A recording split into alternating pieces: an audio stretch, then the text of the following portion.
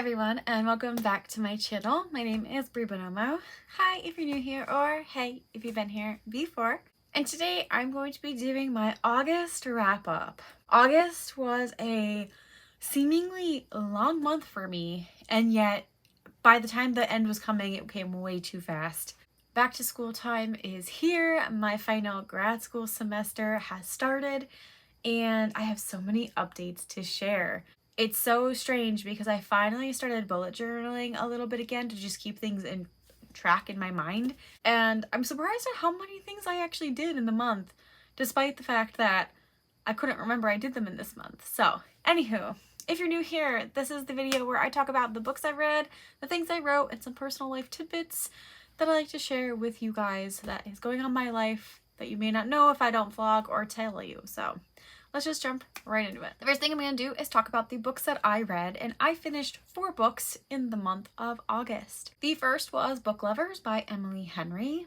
This is an adult romance where a book agent and a book editor happen to be in the same place at the same time, and they are kind of like unknown rivals. The agent is down on her luck. She has gotten out of a long-term relationship, she lost her mother, and her sister is kind of acting a little bit weird.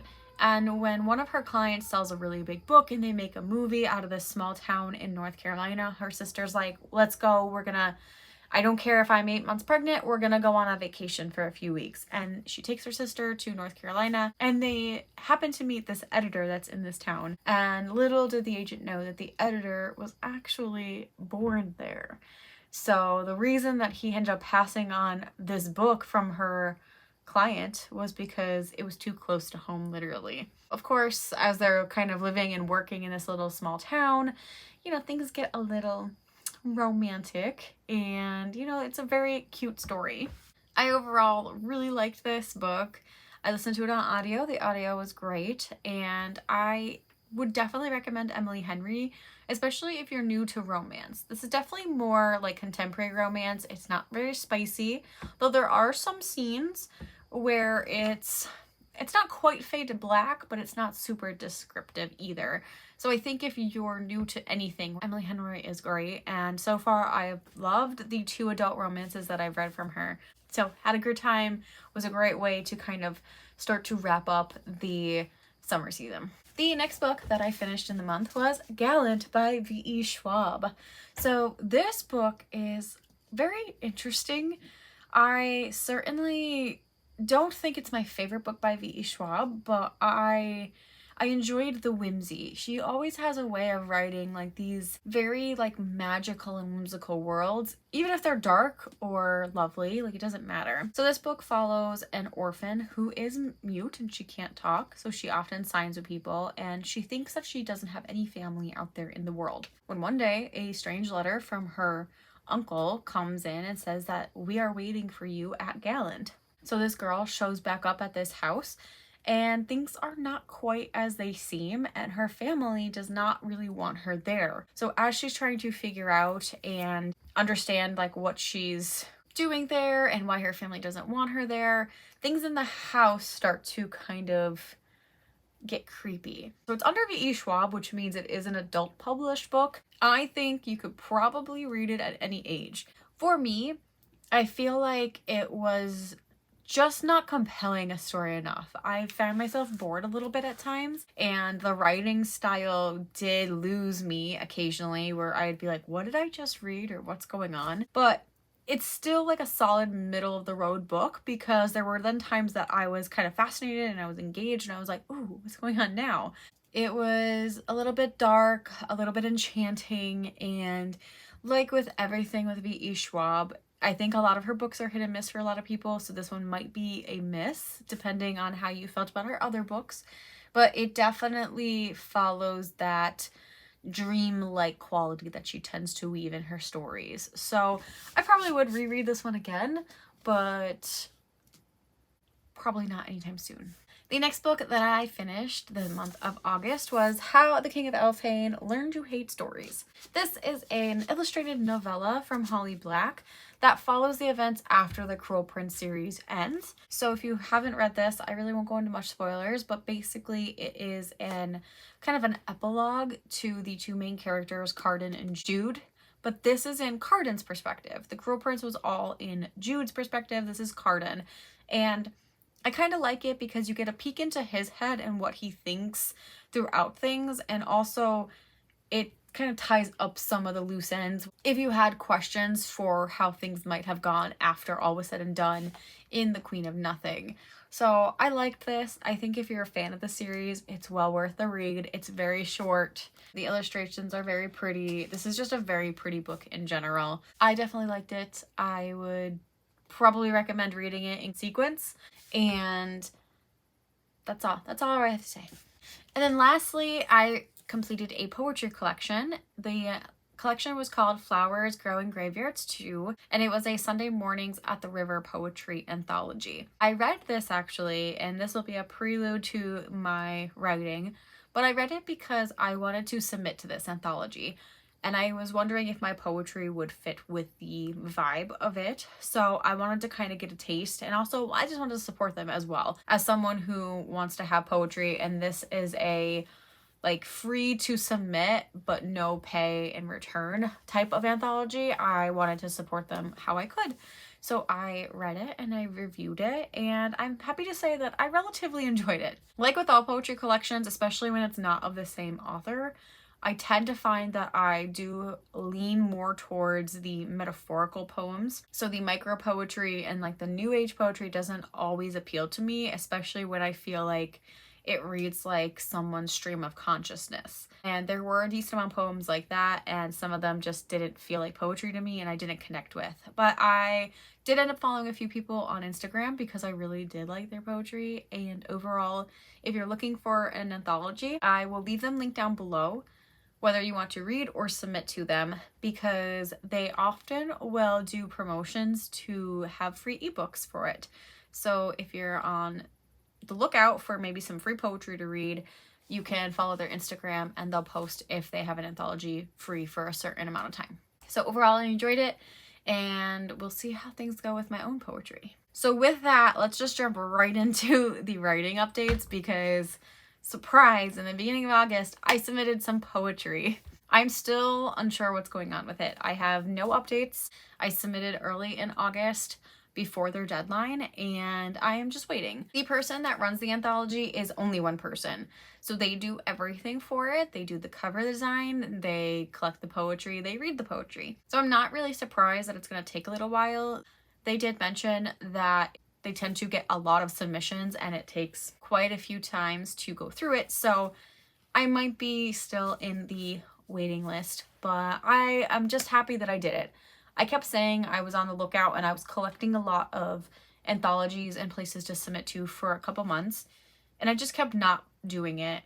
I think I was getting in my head a lot because I was submitting to one magazine. I submitted a couple pieces last year, maybe the last 2 years, and everything got rejected, and I think I was getting a little in my head over it. But I was like, well, one, I could try different magazines, and two, the only thing stopping me is me. So that's where we're at with that. On another note, I also did a Twitter contest in the beginning of August, and you know, the Twitter contests are not going swell. I feel like they're very hard, and even when I have support, when like one or two people will retweet me or will comment, they don't get really picked up. It feels like most of the Twitter pitch contests are just popularity contests. People who have a ton of following and will get people to retweet them or comment, and it's very hard, I think, digging deeper to find some of the other ones like me. And I only have like 100 followers on Twitter, so it's not something I use very often. And also I tend to forget. This time I didn't forget. I kind of knew, and it was early in August, so I was able to kind of schedule time to make sure I was tweeting and I had them saved and ready to go. Moving forward, my life is going to be much busier, so if I do another contest, it's probably, I'm going to have to go on the computer and actually schedule it because it's a lot. But I did it. I wanted to put it out there. Twitter contests are hard, but if you're doing it, good for you. I kind of can't wait till maybe I could do a Twitter contest with some fresh material because I'm really running out of ideas for a prophecy project. I can only make a new sentence in a similar way so many times. And really the last update I have, and probably the quickest because I am going to have a vlog coming out where I detail a little bit more on this, but I did complete my read through of Project Mermaid. For the last couple months, I have been slowly making my way through what I've already written in Project Mermaid. I wrote up to 40,000 words. I think I'm almost at 42,000 with some of my edits. So I did finish my read through, and I had a couple questions that I was writing down for myself, things I need to circle back to, things I need to add in, and I'm feeling so good about this book. It's so refreshing to be working on something different. I love, love, love my characters, and I love the world. I'm so passionate about this book. I know mermaids aren't huge sellers in the publishing world, but oh my god, I love it. This is like the type of mermaid book I would love to have read. So I'm very excited for that. I hope that by next month I'll have some more updates on my writing process with that, but that's where we're at for now. And then some personal life tidbits. So my last semester of grad school started the second to last week of August on, I think, the 22nd or the 24th. I don't even know anymore. I'm looking at my calendar and it's still in July. Like, that's how much of a mess I am. My one calendar's in July. My other calendar says April. I apparently, that's how mad my brain is. But I did start to track a little bit of things, and I had some exciting stuff going on aside from school. School is stressing me out, and I don't really want to talk about it right now because I'm always on the verge of a panic attack. Like, it's not going great in some ways. So wish me well. I'm probably not going to give many more updates until this is all over because it's so stressful. So moving on from grad school, I started bullet journaling a little bit more, and I had this bullet journal since 2018, and I don't really fill it in very often. I kind of do it when I want to, and I decided that I was feeling artsy, and I wanted to just kind of track my mood and stuff like that. I did not do the last 3 days, apparently. But overall, I'm happy to see that I'm not as tired this past month because I was getting to the point where I just felt like I was going to bed as soon as I got home, and I don't like that. I also was starting to keep track of movies and TV shows. As far as movies go, I watched quite a lot. Right in the beginning, on August 1st and 2nd, I watched Blade Runner and Blade Runner 2049. I'd never watched Blade Runner, the original, and I understand it's kind of like a cult classic. It did not do a lot for me. The movies kind of shot very interestingly. I was interested at times. I felt like it was way too open-ended, and there were so many things that I feel like movie-wise. I said this about The Shining when I watched it in July, that movies in the 80s were just they didn't wrap up nicely, and they almost seemed like they didn't have a plot at some points. It was very bizarre, and I felt like Blade Runner, the original, did that as well. But Blade Runner 2049, I really did enjoy. I felt like it answered the things that I wanted, much like Dr. Sleep did with The Shining. The things that I didn't really get closure on, I kind of felt like there was a little bit of that. So I liked the newer one better, and it had nothing to do with graphics and really just storytelling. I also went to the movies with my husband's goddaughter, and we went to take her to see Super Pets. It was super cute. I maybe cried a little bit, and I cried immediately in the beginning. Let's just get that out of the way. I know Superman's origin story, and that's pretty much how the beginning of the movie starts for Super Pets as well, except instead of just him leaving Krypton, also his dog leaves Krypton with him, and I just cried. So we're doing great, but it was really, really cute. If you have kids or you just like those type of superhero movies, recommend it. Then we watched Prey, which was the prequel to the Predator movies, and I loved it. I think it's a slow burn. It is a very well written, I think, movie. It's the perfect amount of time, and I just really had fun. It's on Hulu if you're interested. It was good, especially if you like the Predator movies, which I might have only seen one, but I like this movie a lot. Then we went to the movies to see Bullet Train, which was another one that I really enjoyed. I loved the cast. I loved the action. I loved all the... I know they're not even really cameos, but there were a lot of faces from other things that I've loved that I was very excited for, in the movie The Stewardess. on the train was from The Boys. Even though she really didn't do much and she didn't have a huge part, I liked seeing her. There was another ticket collector on the train that was the character named Hero from the TV show Heroes, which was one of my favorites when I was a teenager. So just not only the big budget actors, but the smaller, lesser known actors. Like, it was a phenomenal cast, and I hope that they make a second one. It was great. It was a fun time, and it was a well worth movie. I'm glad I saw it in theaters. Then we went back a little bit to early 2010s. I think it was 2013. And we watched Nymphomaniac Part 1 and 2. This was a movie that when it came out, I was getting my psychology degree in undergrad. And I think I started reading lists about movies that, I could watch for the psychological effect.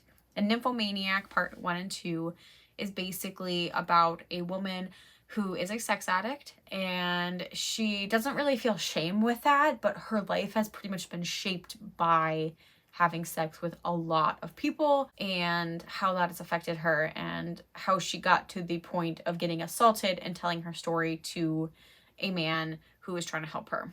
It's a very long movie. It's like 4 hours because of each part. And I do think, there's definitely trigger warnings for a lot of things. When you have a movie about sex, you can imagine that there's going to be some triggers. There's some gun violence, there's some physical violence, there's some sexual assault mentions, there's some sexual assault actions. So just be warned, it's definitely not a lighthearted movie. We watched it on Amazon Prime, and there's definitely cuts made. Like, you can tell there's some very obvious ones and some that I wasn't sure if it was a real cut or just how it was in the movie, but there was definitely some scenes that were completely taken out. I don't know what they are. I don't know if they're graphic scenes or if it, I have no idea. I was actually trying to research it and I can't find anything about what the scenes were about or why they were taken out. So take that as you will. If you watch on Amazon Prime, there might be worse scenes that aren't actually in there too. So I don't know if I could give a trigger warning for something I don't know about. It's hard. It's not like a movie that I would like enjoy, but I can respect it and like the material that it's on. Because I feel like it could be, as a real disorder, something that could be very isolating for people. And for that reason, I think they might have handled it well. I'm only speaking as a viewer and a therapist and not necessarily a person that has nymphomania. And then the last two movies, I'm just going to kind of sum up because I feel like they're nothing that I would recommend to certain people, I think. We watched the Dragon Ball superhero movie in theaters, which is a non-canon Dragon Ball Super show that I really enjoyed. The animation was a little bit different than the cartoon you would see on the TV currently playing, but I really liked it. And the other one we watched was The Lost City with Sandra Bullock and Channing Tatum, and that was fun. It was about a romance writer who just kind of was in a funk after her husband died and didn't really feel like she could experience romance again. So I felt like it was a little bit fun and meta to watch about a writer. So it was good. Overall, I had a lot of good movies. There wasn't anything I absolutely hated. As far as TV shows go, we watched and finished the Resident Evil show on Netflix. I actually enjoyed it, but the acting for the main character, I thought the child actor did a better job than the adult actor, which is usually the opposite. I liked seeing the before because it was a split timeline kind of deal where they had like currently and before, and I liked the before a lot more than the current. I also feel like there were some things that were sloppy and then just didn't make sense overall in the grand scheme of things, so that sometimes took my enjoyment down, but otherwise I finished the whole thing and I had not a ton of complaints. We also started House of Dragon on HBO, and I'm truly loving it so far. I'm excited to see where it goes. And we watched one episode of Never Have I Ever on Netflix. I did not realize that we watched the first season, and then I never went back to the second season, and the third season's out. But I think I'm going to end up watching that one solo because my husband is not interested, and I would like to finish it eventually. But I am not a person that tends to watch a lot of TV on my own. And then some fun tidbits. I went to the Ren Fair, and we do this every year, so it's nothing new, but I did try to dress up as a fairy, and I feel like I dressed up on the hottest day of the year. So truthfully, I usually would post pictures, but I couldn't because I was melting. I just felt gross, and I didn't want to actually be dressed up anymore. So I don't think I will go in the heat of summer, because if I want to dress up, at least. It was just too much. But I had a lot of fun, and we did that. We celebrated our anniversary. I have been married for 7 years now. Seems so crazy. And also in the month of August, I celebrated my 10 years together with my husband, Greg. We spent 1/3 of my entire life with my husband now. So that's very sweet. We mostly just kind of had a very chill day for our anniversary weekend. We went to the movies and we saw Bullet Train that weekend. We also went side-by-siding out in like the wilderness, and that was really fun. And then we mostly just relaxed and hung out. Like, it was a very low-key weekend, and it was just what I needed. The last fun thing that happened was I was on a podcast. So my friends Kelly Wright and Zara Hoffman were interviewing me and Kelly to talk about our co-written project. So we both thought we were going to actually be writing this project way more than we did, but Kelly now has a book deal, which is exciting, and she's taking a little bit of time to do her edits for the book that's going to come out next year, which is totally understandable. She needs to prioritize that. So we started it, but we did talk about our process and how it was like making our outline and working together and planning to write together. So I will leave that link down below if you're interested, and hopefully you will be. It's a pretty quick episode. I think it's like only 20 minutes long. And then by the time this goes out, I would also say I filmed a second podcast. And when you see this video, it's already out.